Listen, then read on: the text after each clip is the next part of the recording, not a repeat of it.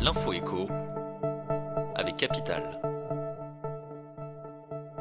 Le chiffre du jour 0,4%, c'est l'augmentation de salaire qu'auraient dû toucher Emmanuel Macron, Édouard Philippe et les ministres du gouvernement au 1er janvier 2019. Contactés par Capital, l'Élysée et Matignon ont assuré que leur rémunération resterait finalement stable, à savoir, pour le président et son premier ministre, 15 140 € bruts mensuels, qui auraient dû passer à 15 204 € avec la hausse. Les ministres restent, eux, à 10 094 € bruts par mois au lieu de 10 136 €. Cette augmentation de salaire était liée à leur statut de fonctionnaire dit hors échelle. Leur grille indiciaire devait être revalorisée de 0,3 à 0,6% au 1er janvier. À noter que les fonctionnaires profiteront bien des revalorisations au 1er janvier, de quoi compenser le gel du point d'indice qui sert à calculer leur traitement de base.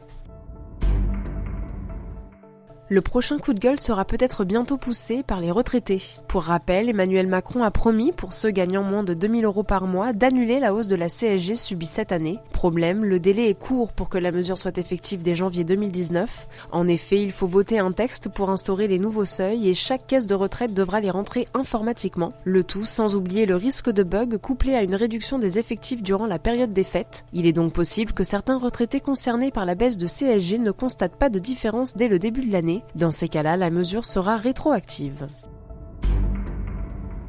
L'info pratique Capital. Aujourd'hui, les 3 millions de particuliers employeurs sont soumis à une routine administrative rébarbative, déclaration sociale des heures effectuées par leurs employés, paiement des cotisations sociales, versement du salaire. Demain, l'URSSAF leur simplifie la vie. À compter de 2019, ces particuliers employeurs pourront confier l'intégralité de ce processus au centre CESU et Page Emploi grâce à un service tout en un. Dès lors, une simple déclaration des heures effectuées et du salaire à verser suffira. Le tout se fera via un formulaire qui restera pré-rempli d'un mois à l'autre afin de ne pas avoir à répéter les mêmes opérations. Une fois la déclaration validée, l'URSSAF versera son salaire à l'employé et prélèvera les cotisations sur le compte bancaire de l'employeur.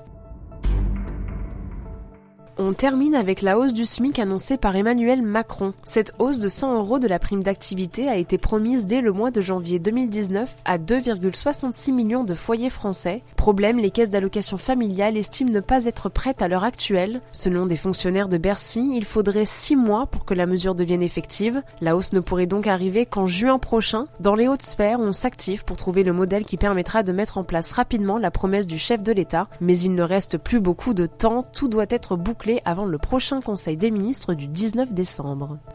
C'était l'Info écho avec Capital.